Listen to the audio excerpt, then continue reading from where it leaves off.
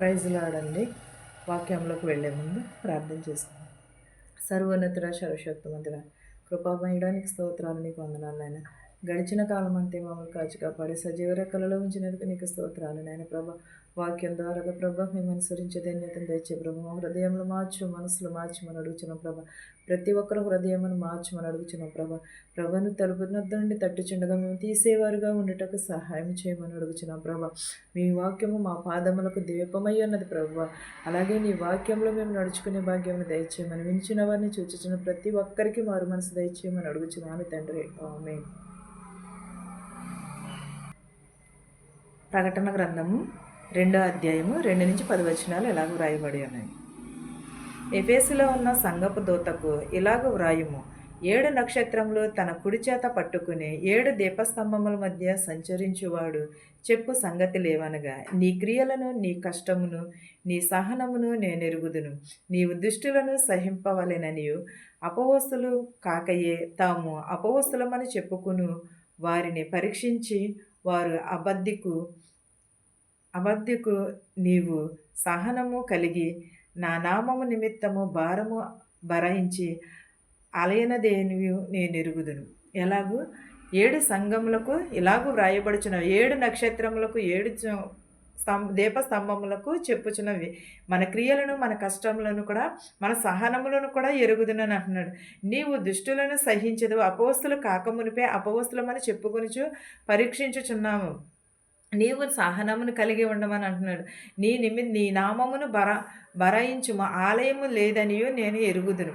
మనము చాలామంది సేవ చేస్తున్నారు, చాలామంది కూడా సేవ చేస్తున్నారు, చాలామంది కూడా ఆలయాలు ఉండవు, ఏమీ ఉండవు. కానీ ఇంటి దగ్గర పెట్టుకుని ఉంటారు. వాళ్ళు కట్టుకునే స్తోమత కొంతమంది కూడా కట్టుకుని, కానీ అదంతా కూడా దేవుడు చూస్తున్నానని యోహానుతో చెప్పుచున్నాడు. యోహానుకు దర్శనంలో తెలియచేస్తున్నాడు. అయినను మొదట నీ కూడిన ప్రేమను నీవు వదిలితివని నేను నీ మీద తప్పు ఒకటే మోపవలసి ఉన్నది. అంటే మొదటి నుంచి కడ వరకు మనం కూడా ఒకసారి స్నేహం చేస్తూ ఉంటాం కదా. స్నేహం చేసినప్పుడు మనం ఏం చేస్తాము, ఫస్ట్లో చాలా ప్రేమ కలిగి ఉంటాం, చాలా ఆప్యాయత కలిగి ఉంటాం. తర్వాత ఉండే కొద్దీ వారి స్వభావం మనకు నచ్చుకో, మన స్వభావం వారికి నచ్చుకో, మొత్తం మీద కొంచెం దూరం అయిపోతూ ఉంటాము. అలాగే దేవుడు కూడా అన్నాడు, మొదట ఉన్న నీ ప్రేమను కొంచెంగా తగ్గుచున్నది కనుక నీ మీద ఒకటి తప్పు మోపవలసి ఉన్నదని యోహానుతో చెప్పుచున్నాడు. నీవు ఏ స్థితిలో నుండి నన్ను ఏ స్థితిలో నుండి పడితివో అది జ్ఞాపకము చేసుకుని మారు మనసు పొంది ఆ మొదట క్రియలను చెయ్యుము. అట్లి చేసిన నీవు మారు మనసు పొందితేనే సరి, లేని ఎడల నేను నీ యొద్దకు వచ్చి నీ దీపస్తంభమును దాన్ని చోట నుండి తీసివేసి తిను. మనం ఫస్ట్లో ఏ స్థితిలో ఉన్నావో నువ్వు ఆ స్థితిని కలిగి ఉండు. నువ్వు సమూయేలు ఎలా ఉన్నాడు? చిన్నప్పటి నుంచి కూడా, పాలు విడిచిన దగ్గర నుంచి కూడా దేవుని సన్నిధిలోనే ఉన్నాడు. బైబిల్లోనే ఫస్ట్ కూడానే దేవుని స్వరము విన్నవారు ఎవరు? సమూయేలు ఫస్ట్ నుంచి కూడా దేవుని స్వరము విని ఉన్నాడు. ఫస్ట్లో ఉన్న కడ వరకు కూడా అలాగని దేవుడు ప్రతి ఒక్కరిని కూడా అలాగనే చెప్పుచున్నాడు. మొదటి నుంచి ఎలాగున్నదో, నీ స్థితిలో ఎలాగున్నావో, ఎలా పడితేవో జ్ఞాపకం చేసుకుని నువ్వు మారు మనసు పొందుము, మొదటి క్రియలను చేయము. అట్లు నువ్వు చేసిన ఎడల నేను సరిచేసేదని అంటున్నాడు. దీపస్తంభములు ఉన్న చోటనే నిన్ను కూడా ఉంచేదని అని అంటున్నాడు.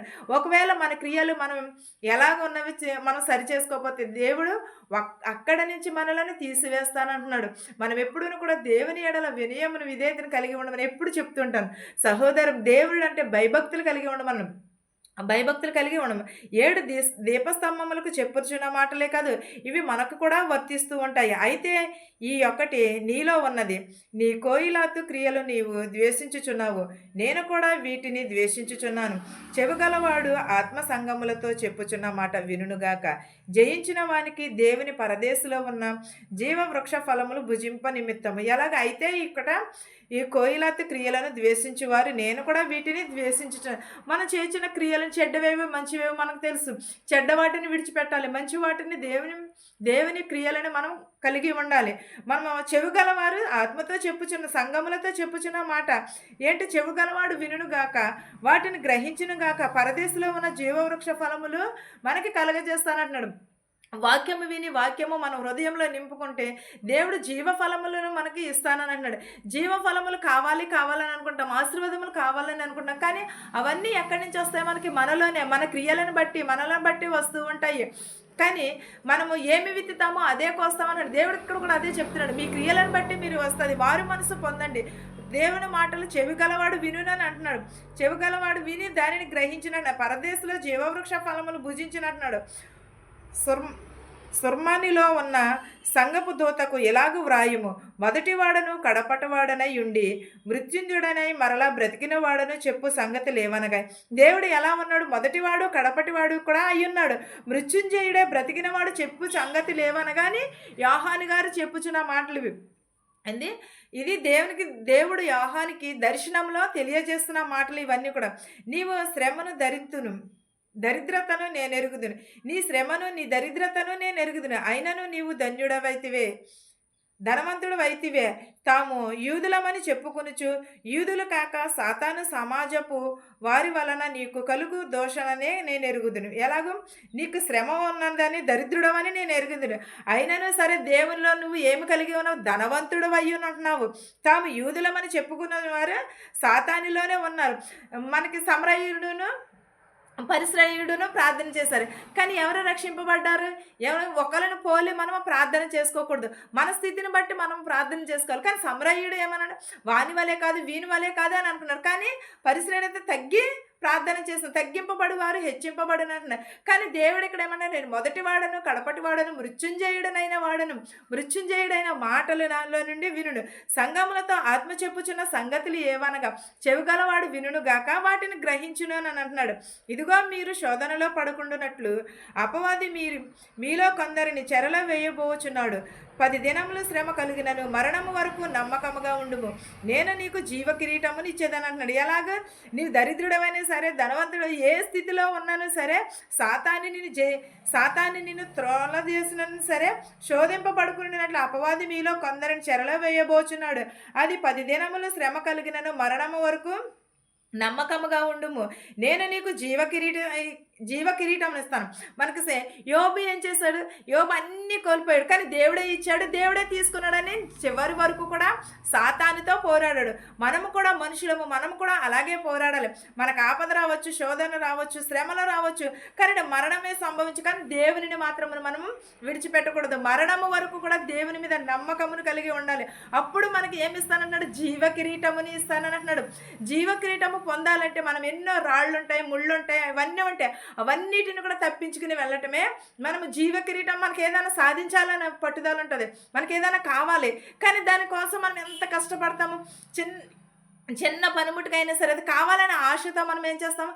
కష్టపడి కొని తెచ్చుకుని ఉంటాము. అలాగే దేవుని వాక్యంలో మనకు శ్రమలు వస్తూ ఉంటాయి, శోధనలు వస్తూ ఉంటాయి, ఇవన్నీ విడిచిపెట్టి దేవుడిచ్చే జీవ కిరీటం కొరకు మనము ఎదురు చూడాలి.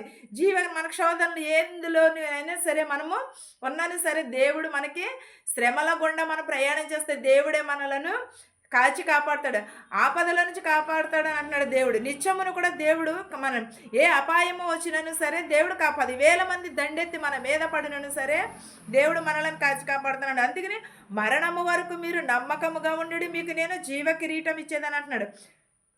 సంగములతో ఆత్మ చెప్పుచున్న మాట చెవుగలవాడు వినుగాక, జయించుచున్నవాడు రెండవ మరణము వలన ఏ హానియు చెయ్యదు. ఏంటది? వారు చెవుగలవాడు వినుగాక అని అంటున్నాడు. కానీ మరణము వరకు కూడా ఏ శ్రమ వచ్చినను ఏది వచ్చినను సరే వారు మరణము వరకు కూడా అలాగే నిలిచి ఉంటారని అంటున్నాడు. సంఘములతో చెప్పుచున్నమాట చెవుగలవాడు వినుగాక అని అంటున్నాడు. మన సంఘం అంటే సంఘం కోసమే కాదు, మన కోసం కూడా. వాడు జయమునందుతాడు, రెండవ మరణము హాని చేయదు అని అంటున్నాడు. మనం చనిపోయి మృతుల నుంచి లేచిన వాడు ఎవరు? యేసుక్రీస్తు. కానీ అయితే మనము శరీరంగా చనిపోవడం కదా, ఆత్మపూర్వకంగా చనిపోయి మళ్ళీ మనం బ్రతకాలని అంటున్నాడు.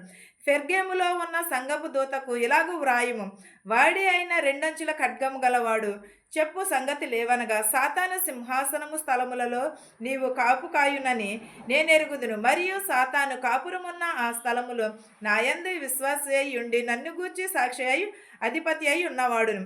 అయినను నేను నీ మీద కొన్ని తప్పిదములు మోపవలసి ఉన్నది. అవేవనగా విగ్రహములకును జయించిన వాటిని తినుచునుడినట్లును జారత్వము చేయునట్లును ఇజ్రాయేలుల ఊరి ఏడును బాలునని చెప్పాను. ఎలాగో సాతాను హింసించినను సరే, నేను నీవున్న స్థలములోనే కాపురముండి నేను ఎరుగుదును. సాతాను కాపురమున్న స్థలములోనే నా యందు విశ్వాసముండి నన్ను గురించి సాక్షి అయ్యి ఉండమని అంటున్నాడు దేవుడు. పెర్గేయులో సంఘముల దూతకు రాయబడిన రెండంచుల ఖడ్గము వలన వాడు చెప్పు సంగతులేమనగా, దోత ఎలాగూ వ్రాయబడి ఉన్నది, రెండంచుల గల ఖడ్గము ఉన్నది. వాక్యం ఏమై ఉన్నది? రెండంచుల ఖడ్గము వలె ఉన్నది. ఆ వాక్యమునే మనం ఏం చేయాలి? గైకొనాలి. మనము దేవుని దూతల ఎదుట మనము వాక్యమును అనుసరించి నడుచుకోవాలి. మనం ఈ లోకము వైపు కాదు, దేవుడు మరణము వరకు కూడా నమ్మకముగానే ఉండమని అంటున్నాడు. ఈ వాక్యము మీకును మాకును మనందరికీ తోడయుండును గాక. ప్రార్థించుకుందాం. స్తోత్రం స్తోత్రం స్తోత్రం స్తోత్రం స్తోత్రం స్తోత్రం ప్రభా, సర్వోన్నతుడ, సర్వశక్తిమంతుడ, కృపామయుడ, దయామయుడ, నీకు 20,000 దూతలతో కొనియాడబడుచున్న దేవా, నీకు స్తోత్రం స్తోత్రం స్తోత్రం స్తోత్రం ప్రభా. వినిచిన వారికి చూచిన వారికి ప్రభ చెవుగలవాడు వినుగా కానన్నావు నాయన ప్రభ. ఆత్మ చెప్పు సంగతులు చెవుగలవాడు వినునన్నావు నాయన ప్రభ. వినే మనసును గ్రహించే హృదయమును దయచేయమని అడుగుచున్నాను నాయన ప్రభ. ప్రతి ఒక్కరు హృదయములు మార్చు ప్రభ. ప్రతి ఒక్కరికి మారు మనసు దయచేయమని అడుగుచున్నాను నాయన. విరిగి నలిగిన హృదయమును దయచే ప్రభ. వినుట ద్వారా మేము విశ్వాసము కలుగుటకు సహాయము చేయి ప్రభువా. నీలో నిలకడగలిగి నిరీక్షణతో ప్రభా మేము ఎదురు చూచే భాగ్యం దయచే ప్రభా.